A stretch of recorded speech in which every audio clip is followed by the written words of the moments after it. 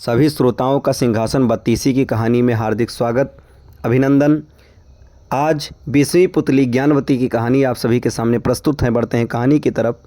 20वीं पुतली ज्ञानवती ने जो कथा सुनाई वह इस प्रकार है। राजा विक्रमादित्य सच्चे ज्ञान के बहुत बड़े पारखी थे तथा ज्ञानियों की बहुत कद्र करते थे।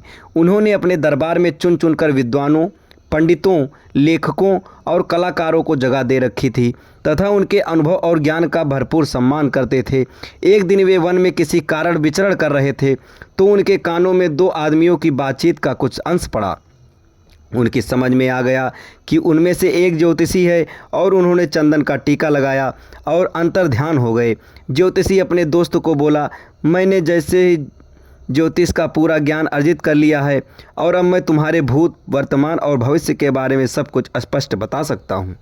दूसरा उसकी बातों में कोई रुचि न लेता हुआ बोला, तुम मेरे भूत और वर्तमान से पूरी तरह परिचित हो, इसलिए सब कुछ बता सकते हो और अपने भविष्य के बारे में जानने की मेरी कोई इच्छा नहीं है। अच्छा होता तुम अपना ज्ञान अपने तक ही सीमित रखते। मगर ज्योतिष रुकने वाला नहीं था। वह बोला, इन बिखरी हुई हड्डियों को देख रहे हैं, मैं इन हड्डियों को देखते हुए बता सकता हूँ कि ये हड्डियाँ किस जानवर की हैं तथा जानवर के साथ क्या क्या बीता।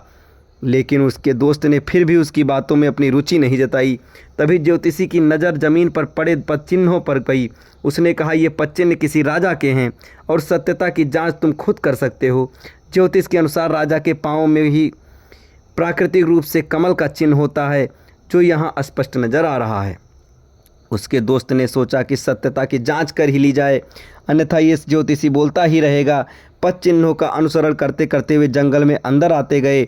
जहाँ पद चिन्ह समाप्त होते थे वहाँ कुल्हाड़ी लिए एक लकड़हारा खड़ा था तथा कुल्हाड़ी से एक पेड़ काट रहा था। ज्योतिषी ने उसे अपने पाँव दिखाने को कहा। लकड़हारे ने अपने पाँव दिखाए तो उसका दिमाग चकरा गया।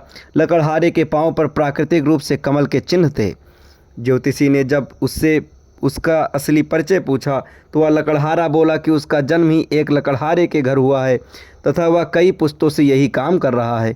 ज्योतिषी सोच रहा था कि वह राजकुल का है तथा किसी परिस्थिति वह लकड़हारे का काम कर रहा है। अब उसका विश्वास अपने ज्योतिषी ज्ञान से उठने लगा। उसका दोस्त उसका उपहास करने लगा तो वह चिढ़कर बोला, चलो चलकर राजा विक्रमादित्य के पाँव देखते हैं। अगर उनके पाँव पर कमल का चिन्ह नहीं हुआ तो मैं समूचे ज्योतिष शास्त्र को झूठा समझूंगा और मान लूँगा कि मेरी ज्योतिष अध्ययन बेकार चला गया। वे लकड़हारे को छोड़ उज्जैन नगरी को चल पड़े। काफ़ी चलने के बाद राजमहल पहुँचे। राजमहल पहुंचकर उन्होंने विक्रमादित्य से मिलने की इच्छा जताई। जब विक्रम सामने आए तो उन्होंने उनसे अपना पैर दिखाने की प्रार्थना की। विक्रम का पैर देखकर ज्योतिष सन्न रह गया। उनके पाँव भी साधारण मनुष्यों के पाँव जैसे थे। उन पर वैसे ही आड़ तिरछी रेखाएँ हैं।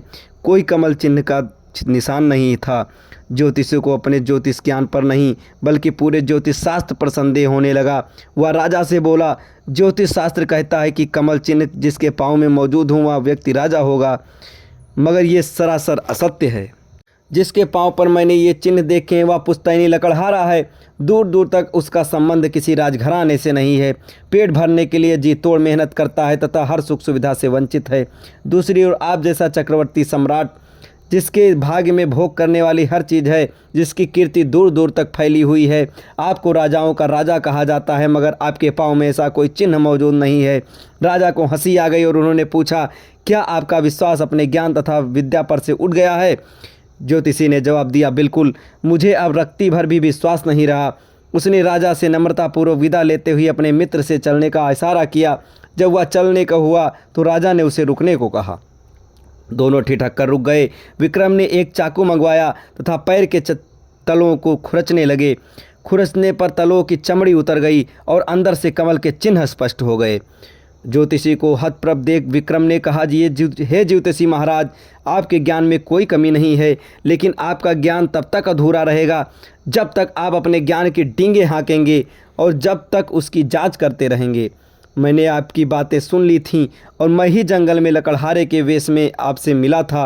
मैंने आपकी विद्वता की जांच के लिए अपने पाँव पर खाल चढ़ा ली थी ताकि कमल की आकृति ढक जाए। आपने जब कमल की आकृति नहीं देखी तो आपका विश्वास ही अपनी विद्या से उठ गया। ये अच्छी बात नहीं है। अब इसके अगले 21वीं पुतली की कहानी आपको अगले वीडियो में बताई जाएगी। तब तक हमारे साथ बने रहें। धन्यवाद।